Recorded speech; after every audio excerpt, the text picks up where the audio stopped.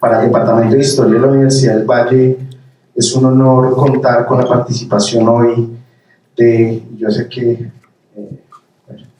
de una investigadora que ha marcado en el ámbito de América Latina, se ha vuelto un referente en diferentes campos, pero particularmente en el campo de la enseñanza de la historia, de la relación del pensamiento histórico y también con el tema del patrimonio, ¿sí? La profesora Elizabeth Montanares, quien nos acompaña, pues de una manera desprevenida, de una manera solidaria, pues nos está acompañando el día de hoy. Voy a hacer la presentación, digamos, de su perfil.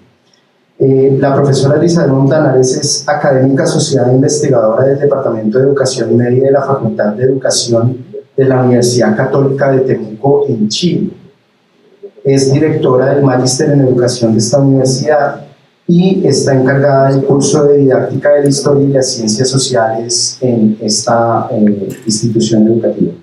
Su interés general de investigación se enfoca en la educación patrimonial, la enseñanza de la historia y temas controversiales, educación ciudadana en contextos de interculturalidad y formación del profesorado en la Araucanía. Es investigadora responsable de Fondesit regular, asociada a la enseñanza de la historia en la región. También sus temas de interés están alrededor de la ocupación militar de la Araucanía. Participa en grupos de trabajo sobre didáctica de la historia y las ciencias sociales. Tiene artículos recientes sobre la enseñanza de la historia en la Araucanía, el rol de la educación patrimonial en la formación del profesorado y sobre métodos de enseñanza de la historia. Hace parte de diferentes grupos de investigación que trabajan en este tema y es una autora ampliamente citada y ya se ha vuelto, digamos, como referente en este campo de desarrollo del pensamiento histórico y la educación patrimonial. Reitero el agradecimiento del Departamento de Historia pues, por tener hoy la presencia de la profesora Elizabeth, a quien pues, le doy la palabra. Antes, pues la dinámica un poco va a ser, la profesora va a tener un tiempo de presentación y la dinámica, o lo que buscamos es luego abrir un diálogo, tener un espacio de diálogo con ustedes. Entonces, profesora Elizabeth, bienvenida. Para mí y para el departamento es un honor tenerla. Bueno, muchas gracias por esa tan amable presentación, que excede absolutamente a mi mérito, y la verdad es que para mí es un honor. Muchas gracias por venir. Siempre me pasa que cuando a uno le toca contar lo que hace, me sorprendo de que vengan a escucharme. El tiempo que nosotros tenemos, que me lo están dando a mí, así que muchas gracias. Esta visita tiene que ver con compromisos que uno tiene cuando se aplica proyectos de se la conoce y que tiene que ver con proyectos que yo llevando a cabo sobre cómo enseñar historia en espacios donde hay conflicto, como en la región de donde yo vengo, de la Araucanía, que es una región que está sufriendo de mucha violencia, que es fruto de un conflicto histórico ya asociado a la ocupación militar que ocurrió en 1883, 1890, por lo tanto muy reciente. ¿Ya? Entonces, en ese sentido me siento muy cercana a la historia, a la realidad que se ha vivido, ¿no es cierto?, en Colombia. Pero hoy día el trabajo que les voy a mostrar tiene que ver también con eso, porque a partir de este trabajo de buscar cómo enseñar el conflicto en ciertos espacios locales, me fui dando cuenta que recuperar lugares históricos, personajes importantes, lugares pequeños, monumentos que pasan desapercibidos en ciertas comunidades, ya desde la formación de profesores, para que luego ellos a su vez lo hagan con sus propios estudiantes, es una manera de sanar y como de ir recuperando la memoria. ¿Ya? Entonces, en el fondo, este trabajo asociado al patrimonio cultural yo cuando me lo imaginé hace como 6 años, empecé a trabajar en esto con mis estudiantes de didáctica en las ciencias sociales, que son estudiantes de segundo año de pedagogía en historia. Ellos vienen de lugares rurales muy vulnerables de la región de la Araucanía, pequeños poblados, del campo, ¿ya? Lugares que son desconocidos para el público chileno, desconocidos por mí, desconocidos por la mayoría de la población, pero que si nosotros los íbamos rescatando de alguna manera, íbamos a ir como tejiendo, armando este rompecabezas que al mismo tiempo que también iba a ser medio desconocido para el resto, pero que para ellos tenía mucho sentido. Y que podría ser una vía también para ir creando un diálogo, ya en un lugar que está un poco herido, ya en esta región. Bueno, por lo tanto, eso les voy a mostrar. Les voy a mostrar esta experiencia, un poco de trabajo que yo he venido haciendo con mis estudiantes, que hoy día, en un poquito tiempo, vamos a salir un libro con las experiencias que ellos hicieron, ya que ellos fueron construyendo, y que también he podido ir sistematizando en algunos artículos y publicaciones, donde han ido ellos también, o presentaciones. Entonces ha sido un trabajo muy sanador, muy bonito para mí como profesora y también para ellos como estudiantes. ¿Ya? Tanto, de eso se trata lo que les voy a contar hoy.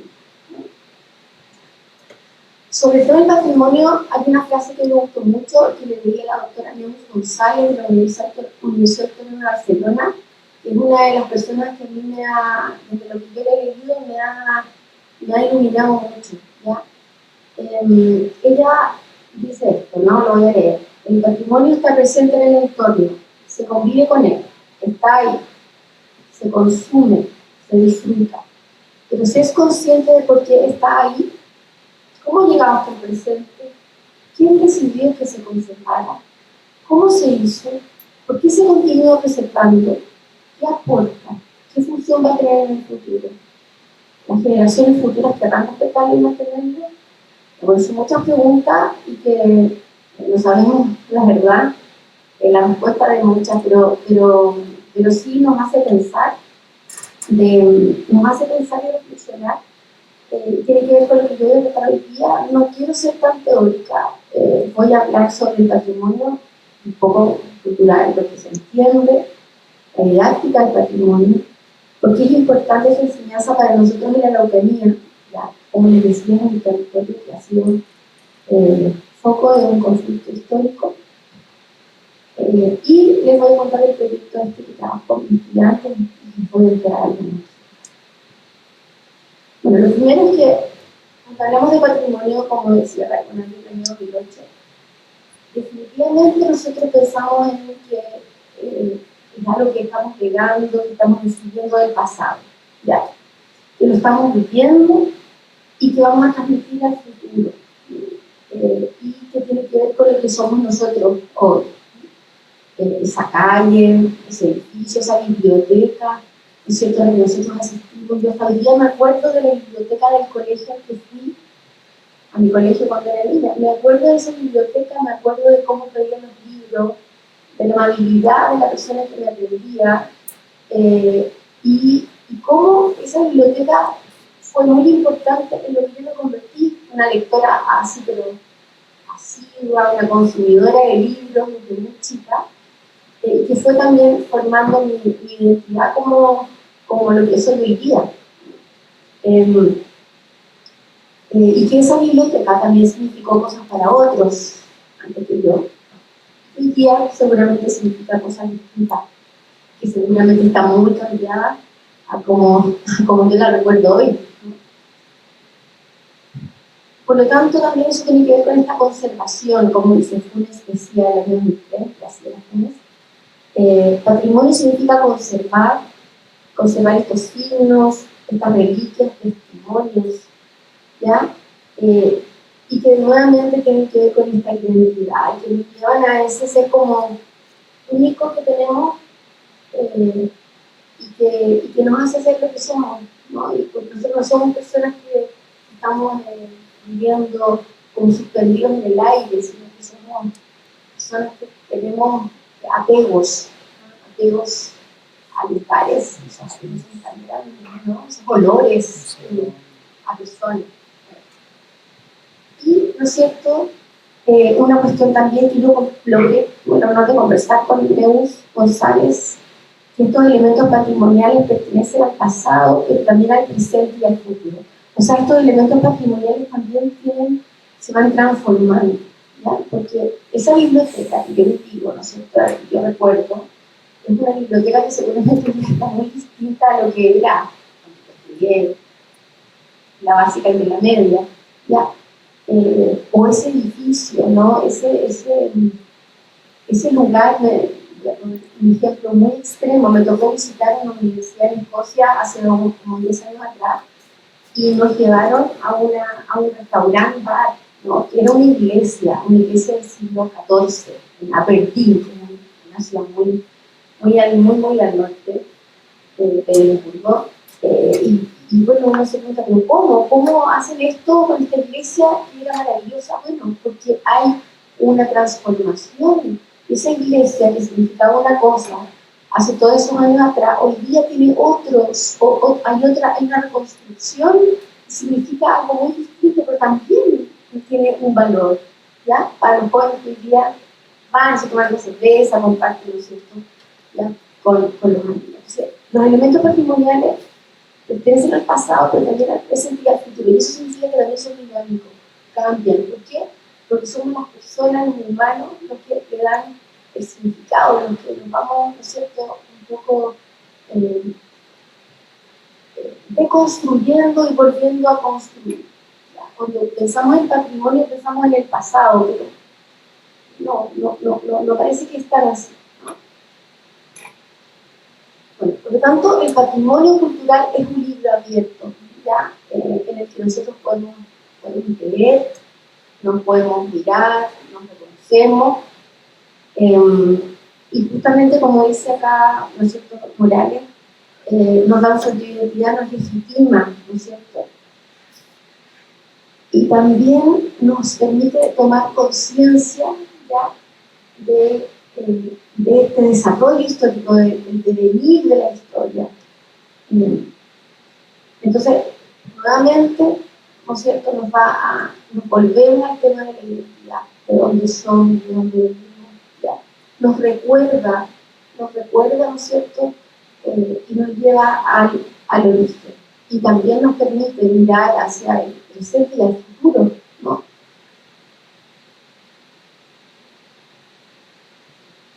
Esa canción, por ejemplo, ¿ya? Esa canción que yo recuerdo y que se me viene a la mente ya de cuando tenía esos momentos de la tarde con mis padres, cuando no había internet y cuando lo más entretenido era juntarse en familia a escuchar música, ya, escuchar la radio, el televisor, pero a ver el festival en la tele, pero no teníamos el celular, entonces era nuestro momento en familia que hoy día no existe, pero no existe que ahora lo que hay es malo, pero es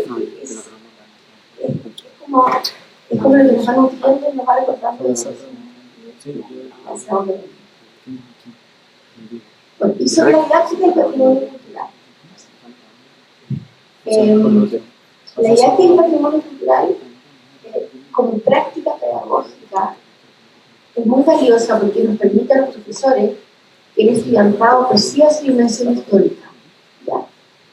Cuando nosotros enseñamos patrimonio, los estudiantes, a partir de estos lugares, objetos, personas, sabores, olores, ya se acercan, ¿cierto?, al nivel histórico y se ve como sujetos históricos, se pueden decir como sujetos históricos. Y se percibe fortaleciendo su compromiso con la sociedad. ¿Cierto? Por otro lado, como lugar de investigación y descubrimiento, ¿ya? El patrimonio es una fuente de saberes, ese museo, esa calle, ¿ya?, esa persona, ¿ya?, ese libro, ese objeto, es una fuente, es una evidencia. Nosotros podemos preguntar cosas, podemos hacerle preguntas, ¿no? Hay una actividad que a mí me gusta mucho hacer con mis estudiantes y que les digo, traigan de su casa aquel objeto, que tenga una historia, que tenga un... Que ustedes puedan decir, mire, profesora, esto me lo regalaron, es de mi mamá, y hagan un relato sobre eso. Y la verdad es que es fantástico porque se dan cuenta, ¿no es cierto?, el paso de la abuelita, el pañuelo, ¿no? Tantos anécdotas que podría contarles, el pañuelo de la abuelita que venía con sangre, que trajo una niñita, porque es que el pañuelo de la abuelita cuando se casó. Entonces, cuando venía saliendo de la iglesia, mi abuelo se pasó a romper con una silla, ¿no es cierto?, y ella sacó el pañuelo con su vestido, no, se limpió y lo guardó toda la vida. Bueno, entonces, eso, ¿no?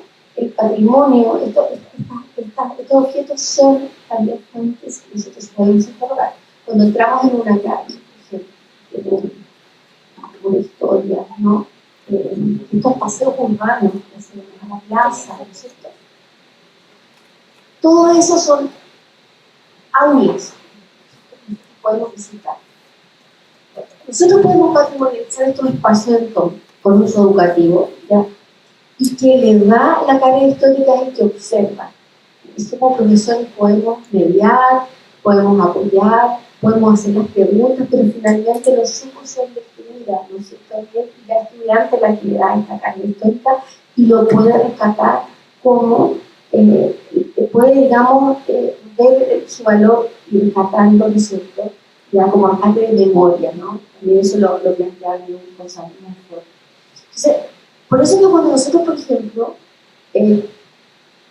supongamos, traemos a una persona a nuestra ciudad, nosotros lo llevamos a una plaza, lo llevamos a un restaurante, a nosotros nos encanta porque quiere, probablemente esa persona le va a hacer un sentido, ¿no? Porque el sentido de ese lugar, ¿no es cierto?, ya se lo doy yo porque lo conozco, no lo he conocido para mí, algo quizás yo no sé, estoy experimentando o me he ido contando, ¿ya? Pero distinto es que si yo llego a ese extranjero, ¿ya?, a esa calle, a ese jardín, a ese café, y antes yo le he contado la historia de ese jardín o de ese café, ¿ya? Si cuando esta persona llegue, va a ver lo que nos distingue, los ojos del conocimiento. Y eso pasa mucho, por ejemplo, cuando uno diseña actividades con los estudiantes, en un lugar maravilloso, un museo tremendo, ¿no es cierto? A mí misma, Neus me contaba que ella los llevaba a un sitio arqueológico en España y me decía, me daba cuenta que estaba haciendo lo mal porque los llevaba, ¿no es cierto? Y allá yo les contaba qué pasaba en el sitio, pero si yo antes, una o dos clases antes, empezaba a contar, les mostraba videos, les mostraba fotografías, cuando tú llegaban ansiosos y con esa carta de conocimiento y ya la visita era distinta, significaba otra cosa. Bueno, la didáctica del patrimonio permite entonces que también nosotros comprendamos sociedades pasadas y presentes, ¿ya? Y los elementos patrimoniales se definen como testigos y como fuentes para su análisis, ¿no?, desde los cuales podemos partir. Y a través de esto, ¿no es cierto?, comprendemos nuestro presente y el origen de posicionamientos futuros.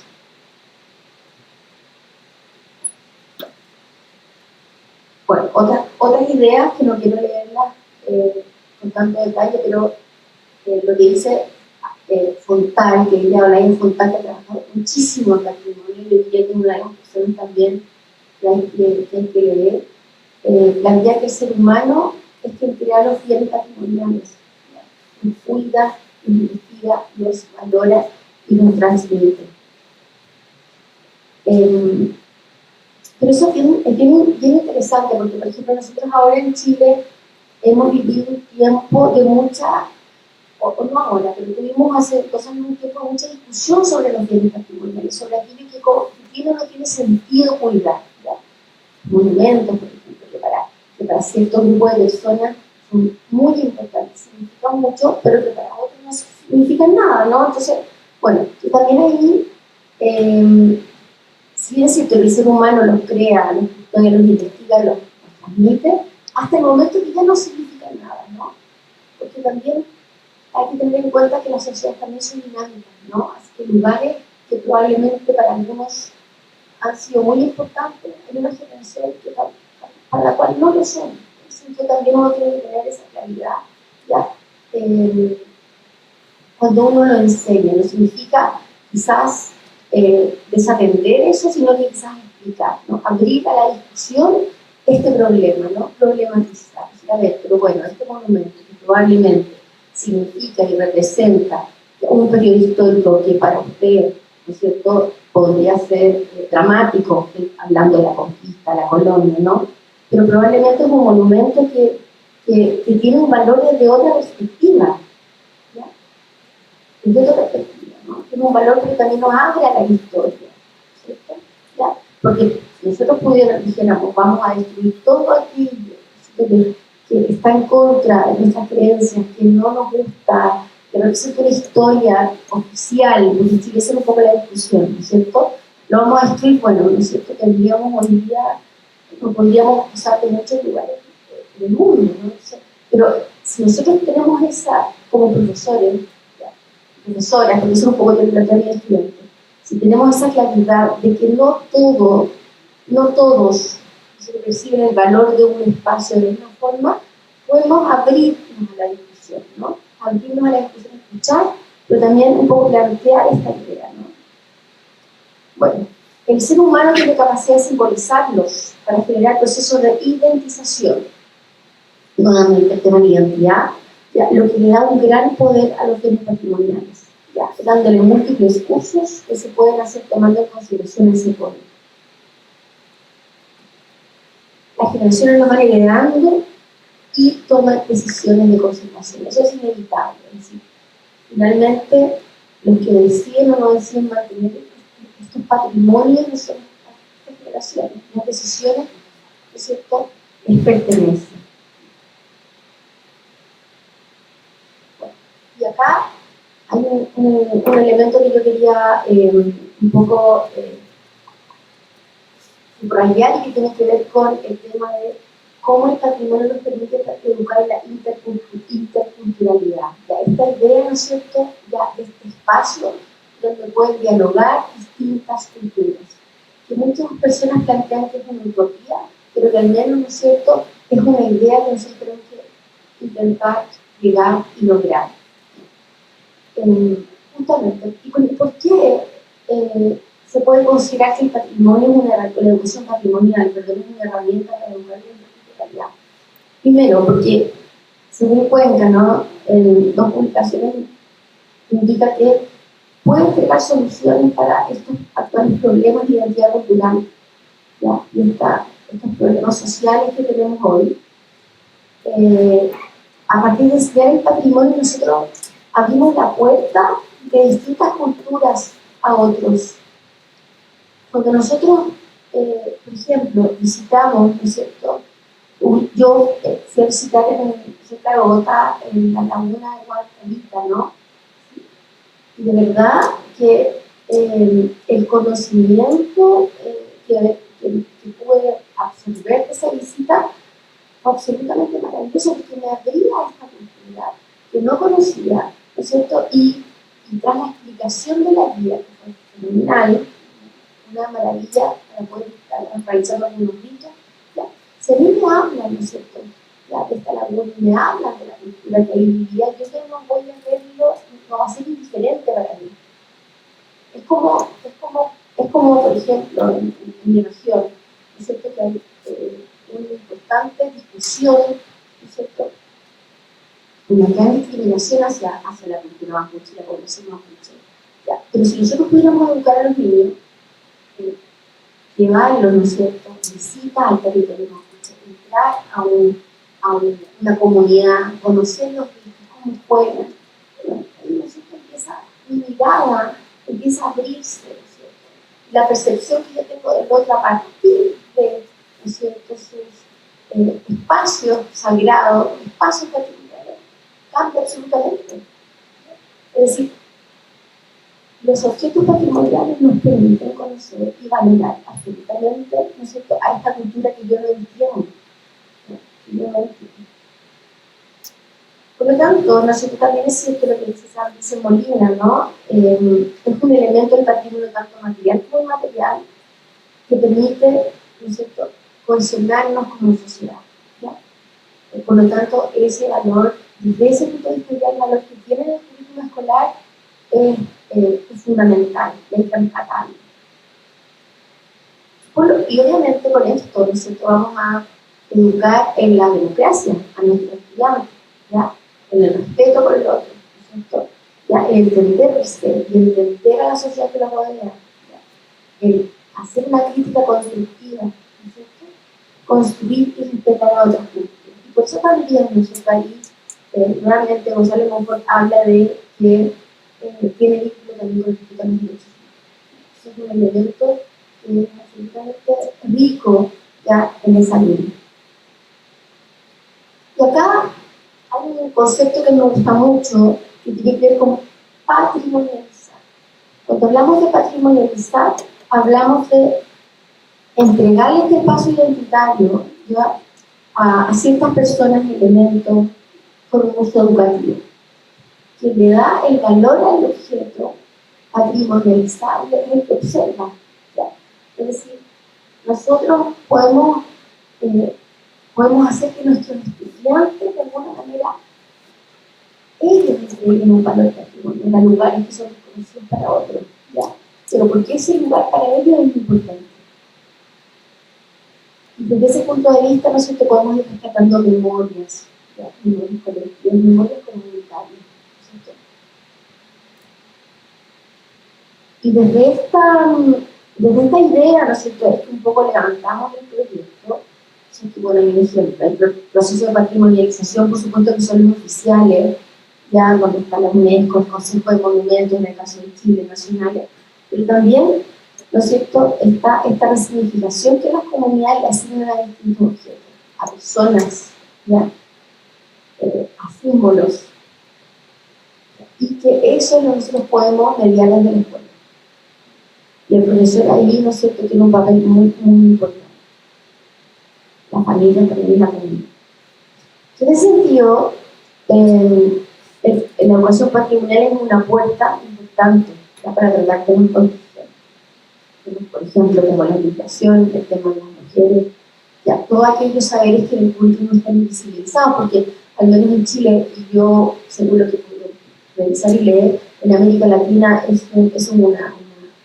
digamos, es bastante común, ¿no?, estos currículos nacionales, eso que abordan lo que les interesa, ¿no? Pero estos saberes que son, entre comillas, de grupos muy vulnerables y minorías, o saberes que están absolutamente guardados, ¿no?, invisibilizados.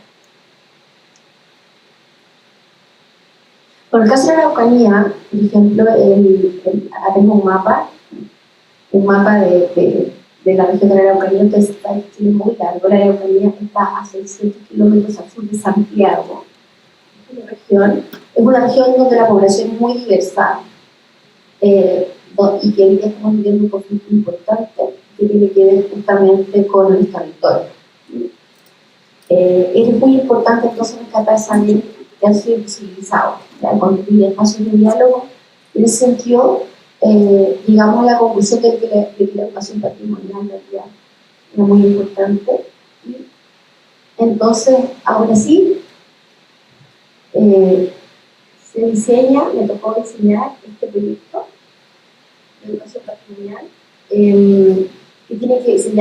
se llamó, ¿no?, Educación Patrimonial y Enseñanza en la Historia Local en la Araucanía. Dos objetivos. En general, el más grande era formar profesores de historia que fueran capaces de incluir en los procesos de enseñanza elementos patrimoniales para profundizar en la cultura e historia de la región, ¿ya? Promover así oportunidades de aprendizaje y diálogo entre estudiantes diversos. Y un objetivo específico que tiene que ver con que ellos desarrollaran artefactos pedagógicos para enseñar historia local, usando espacios patrimoniales de la Araucanía. En el fondo, la idea era que los estudiantes pudieran generar formas de enseñar, un artefacto de enseñanza y ellos pudieran usar a lápiz, ¿no? Entonces, acá tenemos el método. Bueno, la idea es un trabajo que yo empecé a hacer en el año 2017, ya, con estudiantes de los cursos de didáctica de las ciencias sociales, estudiantes entre 20 a 22 años. Lo hemos hecho todos los años, he ido cambiando algunas modalidades, y es un trabajo que duró alrededor de 2 semanas, ¿no? 2 semanas, quizá un poco más. La primera clase es una contextualización que yo siempre hago, lo llevo al cementerio de Temuco. El cementerio de mi región es un cementerio que es un espacio patrimonial y que es muy interesante porque es un cementerio que nace, yo tengo varios trabajos sobre este cementerio, nace como en 1880, es la primera información que hay asociada a que se enterraba gente allí en la ciudad de Temuco. Esta ciudad es una ciudad fronteriza. Esta ciudad fue fundada en 1883, ¿ya? Trajo una campaña militar muy fuerte sobre el Estado chileno que ocupó este territorio que había sido ocupado hasta ese momento por comunidades mapuches, un territorio autónomo, ¿ya? La corona española este territorio lo soltó, lo dejó libre en el año 1598 porque fue tan difícil, fueron tan difíciles de dominar las comunidades mapuches, ¿no es cierto? Que el ejército español dijo ya, no, hasta luego, nosotros nos quedamos hasta el Biobío, y toda esta región de la Araucanía se quedó autónoma. Entonces, esta es una zona de frontera, le llaman. Es un cementerio fronterizo, ¿ya? Este es un cementerio donde si uno lo visita, tenemos entre 1860 y 1950 no hay población mapuche, claro, porque los mapuches tenían su propio cementerio, ¿ya? Lo siguen teniendo. Pero hay muchísima población inglesa, francesa, alemana, porque el gobierno de Chile, el Estado de Chile, perdón, al momento de ocupar el territorio y sacar a los mapuches hacia otros territorios de menor calidad, levantó una ley de colonización y trajo muchísimos colonos a la región con el compromiso de nosotros que hicimos producir. ¿Ya? Estamos hablando de una crisis mundial de 1850 en adelante, de comida, entonces también eso coincide, ¿no? Tiene que ver. Por lo tanto, es un cementerio donde hay muchísima población europea, francesa, hay muchos alemanes, ¿no?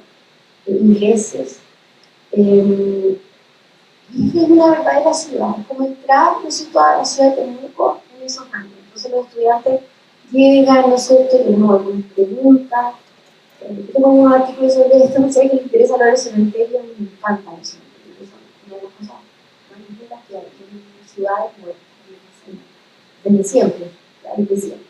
Y ojo, tiene que ver con mi identidad, porque mis padres, mi papá que se llama, le gustaba mucho cuando éramos hermanas chicas en la cementerio, este cementerio, el día de los abuelitos, nos llevaban, llevaban flores, había gente que limpiaba las tumbas, entonces también me hace natural mirar estas maravillas de los monumentos, bueno, porque significa harto para mí. Si yo digo a mis estudiantes, a ellos les encanta, y ahí con una guía de trabajo que tenemos, ¿no es cierto? Entonces ahí ellos responden algunas preguntas, ¿no es cierto?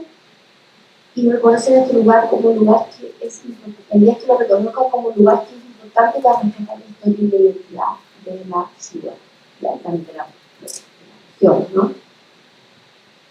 La segunda parte de la clase, ¿no? Ahí hay un trabajo mío, ¿no es cierto?, que yo trato de hablar lo menos posible, la idea que ellos vayan construyendo, donde se explica un poco lo que es el patrimonio, un poco la ciencia de la historia, y ellos empiezan a indagar sobre por qué es importante trabajar el patrimonio cultural y los beneficios que tiene, ¿no? Este proyecto, que se lo puedo mandar, y ellos tienen que indagar y elegir un espacio. Entonces tiene 3 partes del proyecto. La primera es que ellos identifican, tienen que ponerle un nombre. Entonces tienen que ponerle un nombre a esto. Pero no, el nombre del lugar no, inventen. No, es como una novela. Pónganle un nombre, así que tienen que relacionarlo con el contenido y con el espacio que va a traer. Puede ser un espacio, un monumento, puede ser un edificio, incluso puede ser una persona, ¿ya? Y debe fundamental, equilibrio, ¿no es cierto?, entre los objetivos y es qué competencia va a desarrollar en sus estudios. Entonces, bueno, y eligen el elemento perfecto, ¿ya? Y por qué, lo primero es preguntarse por qué este elemento es considerado patrimonial y cómo aporta la enseñanza de la historia y a la comprensión del otro de mi región. ¿Cómo este elemento me va a ayudar a mí a abrirme al otro? O ayudarle a mis estudiantes futuros ya a abrirme al otro, a este otro distinto, no sé. Eso les cuesta, pero lo hace perfecto, ¿no? Y aquí hay un ejemplo de lugares que ellos han elegido, ¿no? Por ejemplo, esta es la Feria Pinto, que es la feria donde venden fruta, estas ferias que hay en las ciudades donde se venden las frutas, se venden artesanías, ¿no? ¿Ya? Bueno, esta es una casa, la casa Malmus, que es una casa que está como en un lugar bastante central en Temuco, que es una casa de una familia alemana, ya, del siglo XIX. La estación de tren, ¿no es cierto? Ya es una casa que está en una esquina, que está bastante abandonada, bueno, son lugares que ellos han elegido. Pero, aquí hay un ejemplo que me gusta mucho, es un ejemplo, como diría yo, no es el mejor, pero no es la mejor evaluación, pero parece que es muy interesante que lo vean. Bueno, aquí yo copié la presentación de las niñas, tal cual. Y ellas le pusieron reivindicación de la medicina mapuche en el contexto del Hospital Intercultural Manque. Un hospital que está a 20 kilómetros de mi ciudad y está entre medio de comunidades mapuche y que atiende, obviamente, a esas comunidades. Entonces ahí ellas pusieron el pueblo hospital, ¿no es cierto? Y identificaron el proyecto, dicen el nombre del proyecto es Reivindicación de la Medicina Mapuche en el contexto del Hospital Manquehue. Ya consiste en una visita al sector patrimonial, un hospital donde la medicina mapuche ha encontrado su espacio junto a la medicina occidental. Ellas ahí lo escriben, dicen dónde se encuentra, está en el kilómetro 12, camino en Misión Araucanía, ¿no? Va a haber casas, no en la región, y en regiones de la Araucanía o novena región. Este proyecto fue fundado en 1927 por los misioneros de la Iglesia Anglicana, y ahí explican un poco, ¿no es cierto?, de qué se trata, ¿ya? Y es un hospital entonces que en ese sentido muestra cambios, es un lugar que ha ido cambiando, y que hoy día, ¿no es cierto?, permite y que asiste, digamos, a las comunidades mapuches. Entonces ellos dicen que en ese sentido lo fundamentan, ¿no es cierto?, hablan de la importancia de la identidad, de que el patrimonio puede ser material o inmaterial, ¿no es cierto?, un poco hacen la parte teórica y directiva. Y aquí es importante, ¿por qué este espacio es considerado patrimonio? Bueno, ellos dicen que porque es pionero en la construcción de un modelo de atención de salud intercultural, ¿no es cierto? ¿Ya? Y porque es un tipo de patrimonio tangible que ha dado importancia y significado. Bueno, la verdad es que una de ellas se atiende ahí. Por lo tanto, en la elección también de este lugar tuvo mucho que ver, tiene mucho que ver, ¿no?, con la historia de ella, personal. Luego, ¿cómo los estudiantes pueden construir conocimiento histórico a base de este lugar, o en este lugar?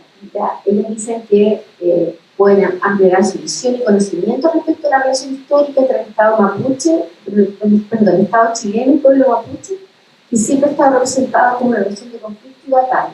¿Ya? Las palabras de entrevistas que el estudiantado tenga de los funcionarios del hospital enriquecerá su perspectiva sobre el pueblo mapuche y los conocimientos ancestrales que esta cultura posee. Y luego dicen que a partir de lo experimentado por el estudiantado y la visita del patrimonio, podrán desarrollar una visión crítica respecto a las relaciones del Estado chileno y el pueblo mapuche. En el fondo, lo que ellas plantean es que a partir de esta visita al hospital o de este lugar, es un lugar que va a permitir entonces mejorar las relaciones entre el pueblo mapuche y los no mapuches, ¿ya? Especialmente en el caso de los estudiantes no mapuches, ¿no? Aquí ella siendo objetivo, ¿no es cierto?, generar un aprendizaje significativo sobre el pueblo mapuche, sus conocimientos ancestrales y los específicos que tiene que ver un poco con lo mismo, ¿no? El conocimiento del pueblo mapuche, valorar el conocimiento ancestral mapuche, promover la participación ciudadana y el pensamiento y una diversidad cultural, evaluar por medio de fuentes de relaciones de conflicto y convivencia con los pueblos indígenas. Estos son objetivos de aprendizaje oficiales, ¿no? Chilenos, ellas los vinculan. De aquí ellas hacen una secuencia didáctica de cómo sería la visita a este hospital de sus propios estudiantes, porque en el fondo lo que yo les pido a ellos es que aten y tienen un espacio patrimonial para ellos después de ser enseñando, ¿no? Dicen que primero van a hacer una clase expositiva, ¿no es cierto? Van a salir del hospital con una guía de aprendizaje, ¿ya?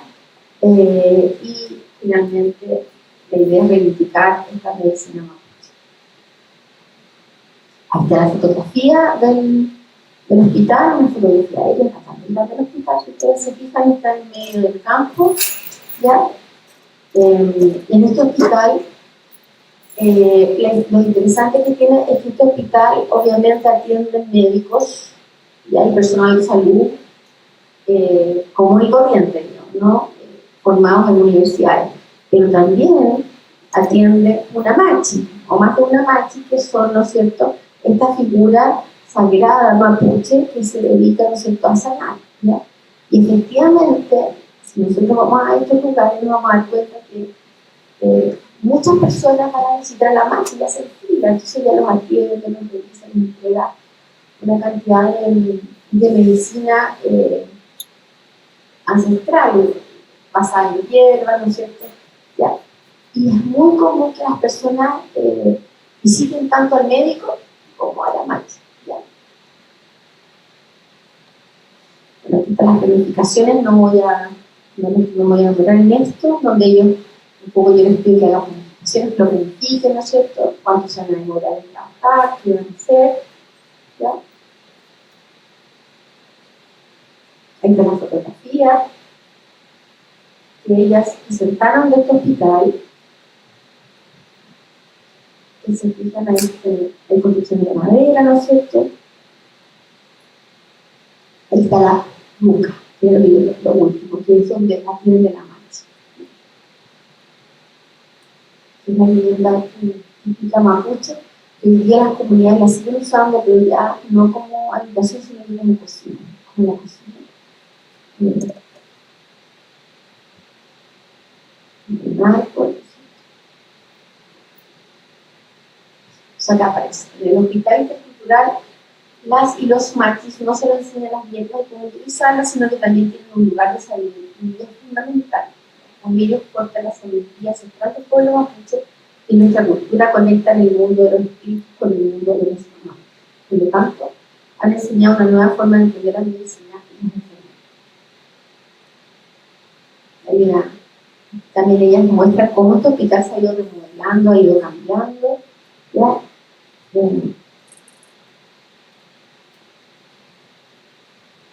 Es decir, algo que era bastante pequeño, hoy día dice acá, ¿no es cierto?, que se ha ido modernizando con mayor cantidad de atención para las comunidades.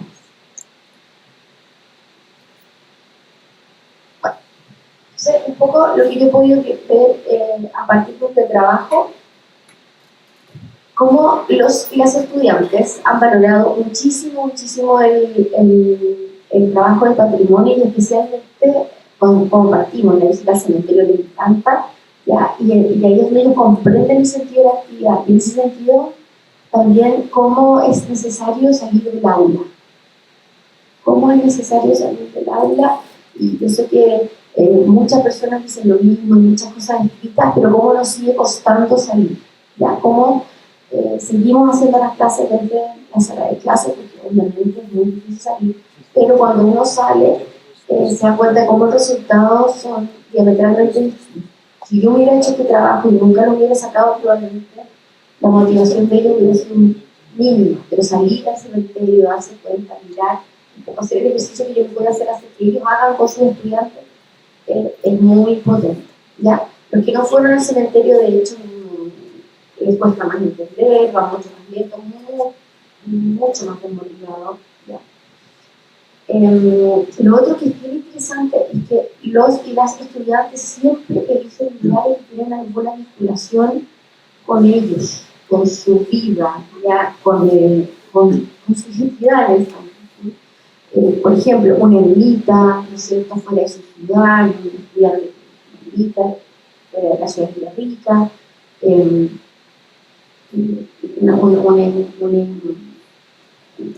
un espacio de tren, ¿no es cierto?, de donde viven, el volcán Villarrica, ¿ya? Lugares que tienen un valor para ellos identitario, ¿ya? Y que patrimonializan, eso es en el fondo de la vida. Luego, cuando estos estudiantes van a práctica, tienen que ir a centros de práctica, ¿no es cierto?, cuando están terminando, ¿ya?, el cuarto, me explican mucho esta actividad, me explican mucho, especialmente van a hacer el piso con los estudiantes, ¿ya? Y eso me lo cuentan después los profesores que están a cargo de ellos. En el fondo, ¿cómo es importante hacer este tipo de cosas para que ellos después lo repiten? Eso, y que es importante para nosotros en Chile, ya les estoy hablando de mi realidad, hacer este tipo de cosas y mejorarlo. Y como yo creo que la didáctica del patrimonio nos permite salir, y nos obliga a salir. Eso, y si no es un museo, puede ser una calle, puede ser los alrededores de la universidad. En un año yo les pedí que recorriéramos el campus, y a través del campus yo estoy reconociendo aquellos aspectos que eran valiosos e importantes para ellos y que tenían también algún relato. Eso es.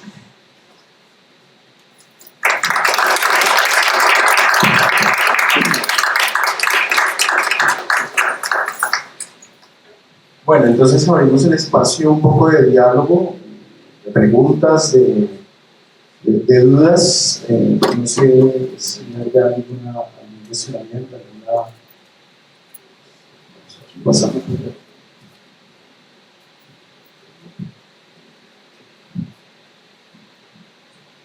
Ok, buenas tardes. Pues, con lo que se presentó, me surgieron tres preguntas. La primera es que usted menciona este diálogo que hay frente a los lugares patrimoniales o frente a eventos patrimoniales. Mi pregunta es, en este diálogo, ¿uno cómo puede reconocer o uno cómo puede ayudar a este diálogo cuando se trata de lugares o espacios que, digamos, simbolizan cosas muy diferentes para, digamos, dos grupos de personas? Aquí, en los últimos años, por ejemplo, que ha estado la polémica con las estatuas sobre si tumbar unas estatuas, y aquí lo mismo con las estatuas de Sebastián de Alcázar y en el resto del mundo, en Europa, tanto en Estados Unidos, perdió con pues, el asesinato de George Floyd, que hubo toda esta serie de destrucción de estatuas y todo el mundo en redes sociales tenía una discusión muy agitada sobre el asunto. Entonces, porque me preguntaba por qué las estatuas también están diseñadas de una manera que representan algo. Entonces, por ejemplo, aquí lo que ocurrió fue que la estatua fue derribada por un grupo de indígenas que estaban aquí en la ciudad, y lo que me pareció curioso fue después como otro grupo de gente al siguiente día o los días hizo una misa alrededor de donde estaban las estatuas destruidas. Entonces es como esa clase de dos puntos diferentes muy distantes que hay entre estos tipos de espacios y, por ejemplo, en un salón de clase, no cómo ayuda a mediar ese tipo de diferencias, o si el diálogo puede caer también en renovar el espacio patrimonial para cambiar el significado de lo que simboliza. La segunda pregunta es acerca sobre los museos, sobre si el proceso de patrimonializar un museo es diferente porque también cae en ciertas discusiones acerca, por ejemplo, de las exposiciones. Pues el caso más polémico que hay pues, en el mundo, creo yo, pues el más conocido es el caso pues, del Museo Británico, donde hay objetos de todas las naciones, de la gran mayoría de las naciones del mundo, y grupos piden que se les regrese.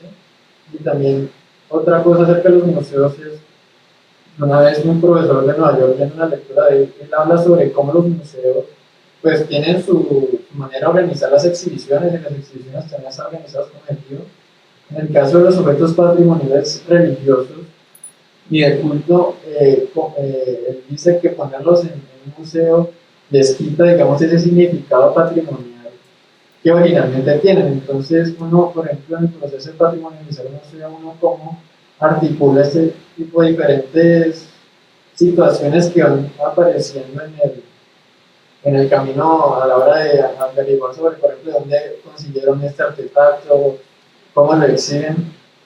Y la tercera ya es, pues, es un caso más, no conozco muchos casos, pero, por ejemplo, cómo funciona un lugar de patrimonio que no fue, digamos, construido por las personas que viven en el lugar. El caso que yo más conozco es, por ejemplo, en Berlín hay un monumento a los soldados soviéticos caídos y hay 10.000 soldados soviéticos enterrados pues en honor a la batalla, y pues obviamente siendo un monumento soviético está hecho de una manera muy, digamos, de que glorifica pues obviamente a los soldados caídos, pero que también la situación existe en que los alemanes que viven en Berlín obviamente ven ese monumento de una manera completamente diferente, y pues obviamente los que al final visitan en su gran mayoría ese lugar son ciudadanos alemanes, al igual que yo no conozco aquí en casos en Latinoamérica, pero sí es como esa discusión sobre cómo, si se puede llegar a patrimonializar un espacio creado por individuos externos a las personas que viven en el lugar.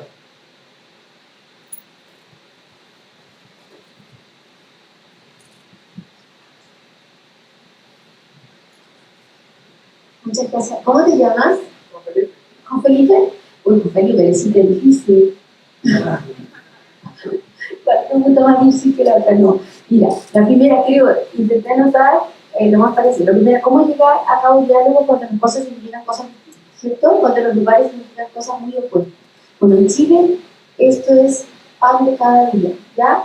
Hay un lugar que se llama Plaza Baquedano, que ya no se llama así, sino que ahora se llama Plaza de la Dignidad, ¿ya? Que tras el estallido social se convirtió como en el foco, ¿no es cierto?, del estallido social en octubre de 2019, donde esta estatua representa al general Baquedano, obviamente conservador, militar, ¿no es cierto? ¿Ya? Que lo pintaron, le pusieron disfraces, lo ridiculizaron, ¿no es cierto? Y eso para un grupo, para la mitad de Chile fue una ofensa. Para los otros fue como por fin llegamos ¿no es cierto?, sacar estas figuras que representan a un grupo conservador, ¿no es cierto?, militarizante, etc.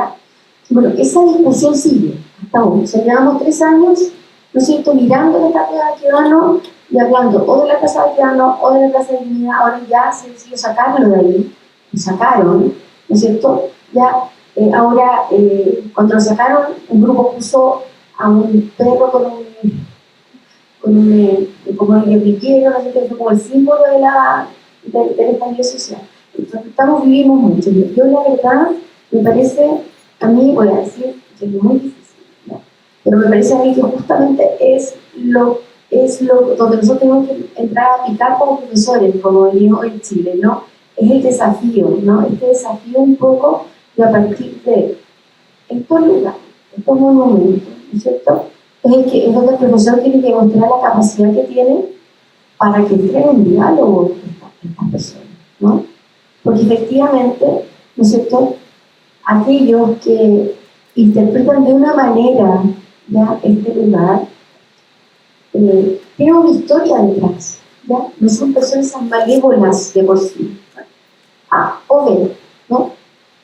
Porque es un poco lo que tiene que ver con el tema de cómo enseño estos temas controversiales, estos temas conflictivos, ¿ya? Cuando logran encontrarse dos personas que quizás se tienen afecto y se dan cuenta que ven de una manera completamente distinta este lugar, probablemente puede empezar a verlo. Y yo siento y tengo la esperanza, porque o si no, nunca vamos a llegar a acuerdos jamás, nunca vamos a poder construir realmente una ciudadanía democrática, vamos a vivir peleando. O sea, en el caso de Chile, ahora estamos en un momento donde hay dos grupos tremendamente extremos que estamos todo el día, están todo el día discutiendo, están tirándose memes de ahí, y eso que tú dices es un gran ejemplo. Yo de verdad creo que si en el aula, cuando cerramos la puerta en la sala de clase, ¿ya? Y los profesores empezamos a escuchar a los estudiantes, ¿ya? ¿Por qué? ¿Qué relato puedes tú construir a partir de este lugar? ¿Y qué relato construyes tú? ¿Y los relatos son distintos? ¿Por qué son distintos? ¿Te fijas? Tampoco pensar que nosotros somos de literalidad. Los profesores no somos de literalidad.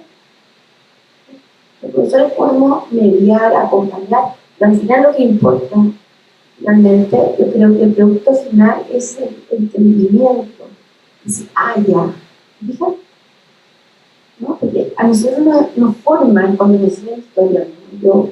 Nos forman un poco como que hay una verdad histórica, no siempre. Hay hechos, interpretaciones. Bueno, lo segundo, los museos, la patrimonialización. Bueno, efectivamente es un temazo, ¿no? Lo de los museos, el tema del Museo Británico es un tremendo ejemplo de lo que no está bien, ¿no? Y eso yo creo que uno puede también decirlo en clase, ¿no? Sí. O sea, ¿cómo, no sé, todo puede ser que un lugar, no sé, esté lleno de espacios valiosos que son de otra cultura? ¿No? Yo creo que eso no es malo poderlo plantear así. Y también es un elemento de reflexión con nuestros estudiantes. ¿Y por qué no?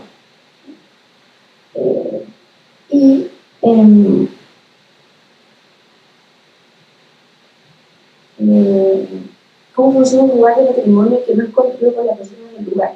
¿Sabes qué? ¿Se puede llegar a patrimonializar? Yo creo que sí, porque al final la carga identitaria, como en el fondo la carga, el significado de ese lugar puede ser positivo o negativo, y el significado de ese lugar se lo entrega a la gente que lo conoce y que lo rodea y que lo visita, ¿me entiendes? ¿No? Puede ser un significado negativo, puede ser un significado positivo. Es como una carga identitaria al final, ¿no? No sé si te contesté las preguntas.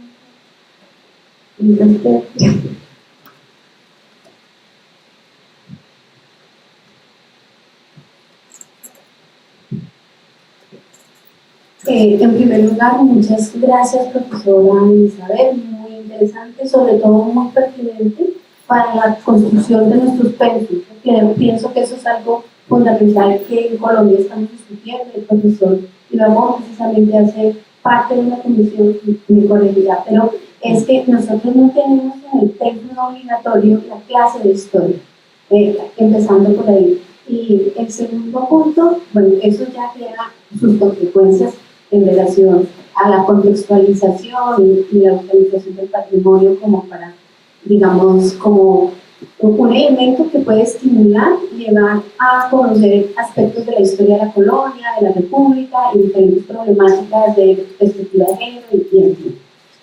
En el mismo eje, también creo que nuestros departamentos de historia, los que tienen licenciatura en historia, no sé cómo estén manejando, no estoy en el área, pero digamos que no incluyen, hasta donde yo sé, en las didácticas, un curso que sea como el que tú estás planteando.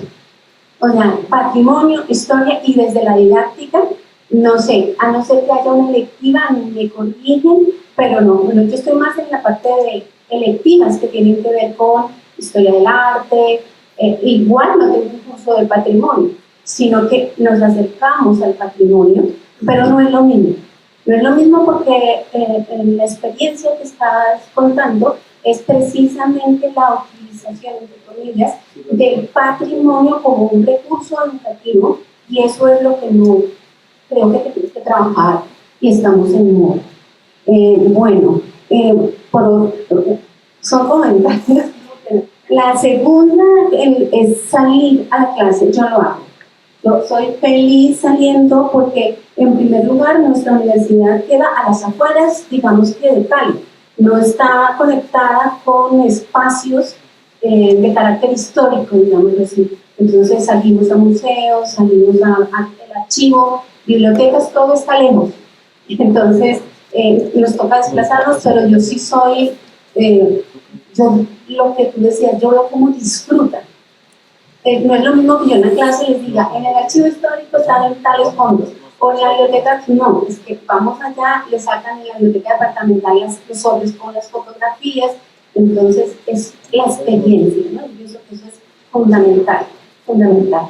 Y conectando con lo que dice Juan Felipe, pues digamos yo me he acercado un poco al problema de los monumentos, las disputas simbólicas del espacio público, y en este caso algo de hoy. Resulta que después de que se derribó, yo le llamo derribar la estatua de Sebastián de la Casa, pues la disputa entre un grupo de la población que sobre todo está representada por una élite descendiente de esta élite letrada de las décadas 30, 40, que fueron los que eligieron esos hitos fundacionales de la ciudad, que a nosotros nos toca contextualizar y explicar, no juzgar.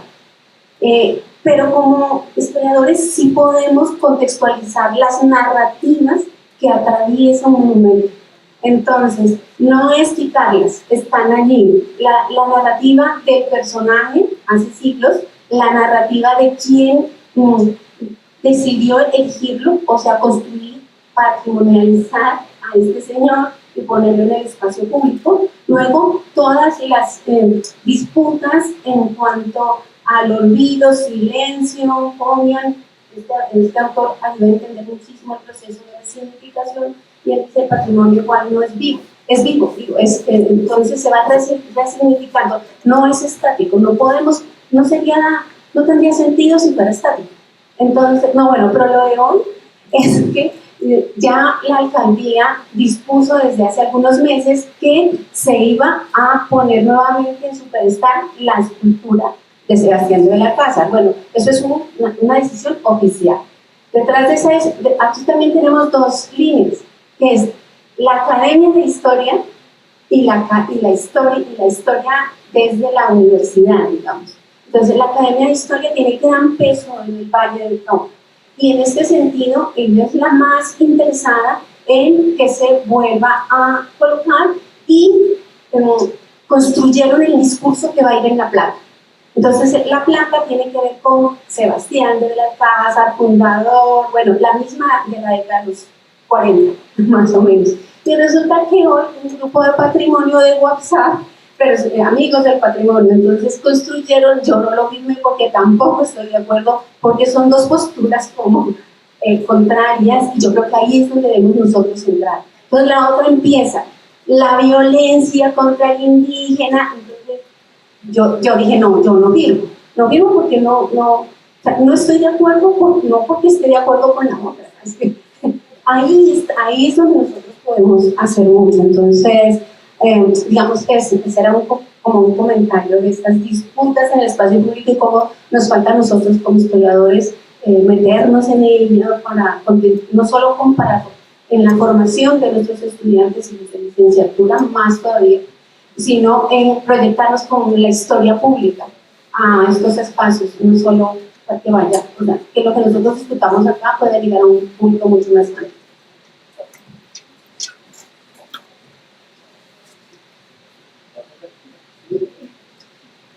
Muchísimas gracias.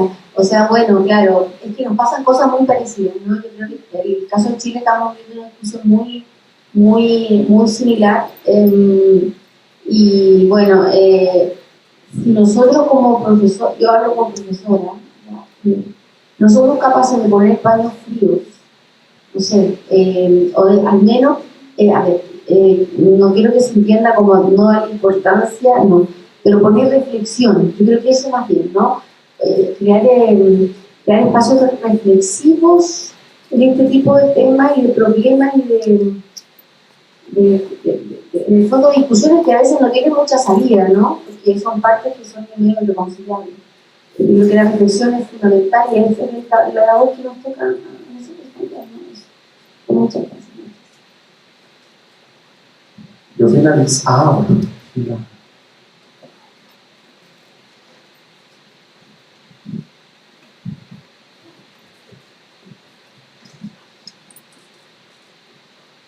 Buenas tardes.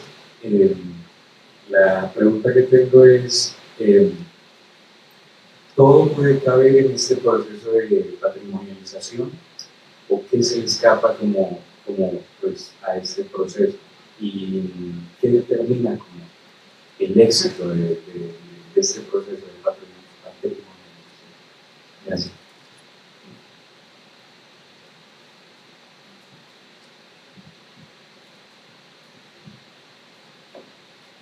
Muchas gracias. Bueno, muy buena pregunta, muchas gracias. ¿Cuál es su nombre?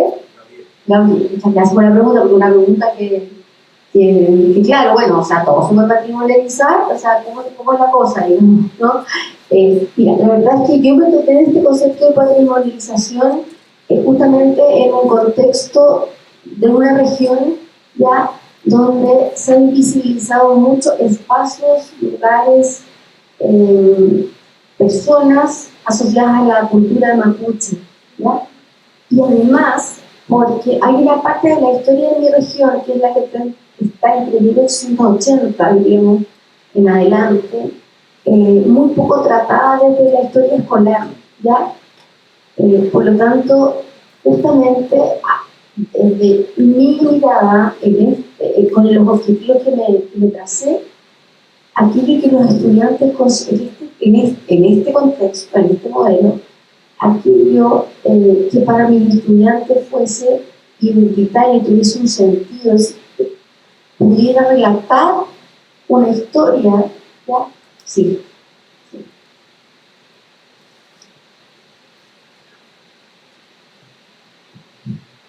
Bueno, finalizo con esta última pregunta haciendo uso de la palabra, pero así cortito, y es en Chile, ¿cómo está configurado o cuál es el balance que tú puedes hacer frente a esa relación del patrimonio como campo de investigación para los historiadores y para los profesores de historia? ¿Sí?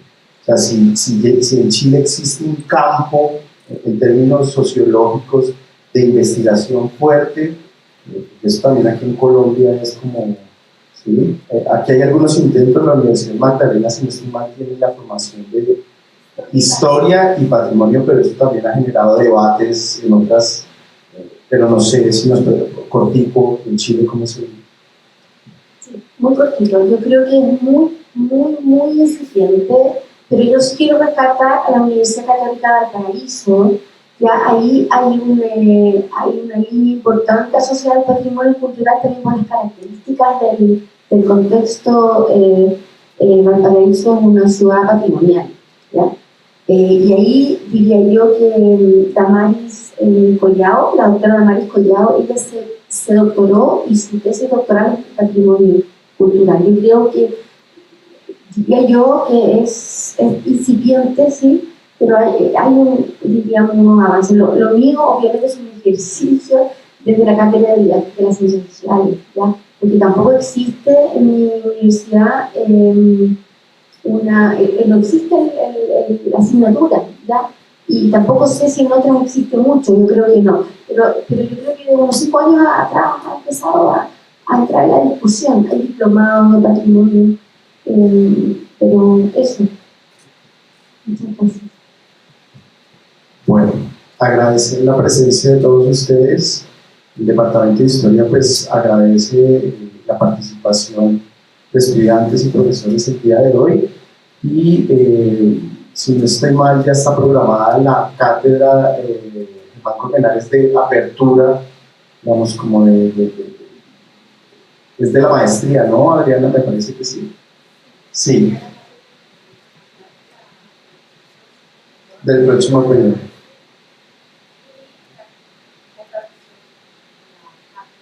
Entonces están invitados e invitadas a participar de este espacio. Muchísimas gracias y bueno, feliz día. La está aplaudiendo. A todos aplaudiendo.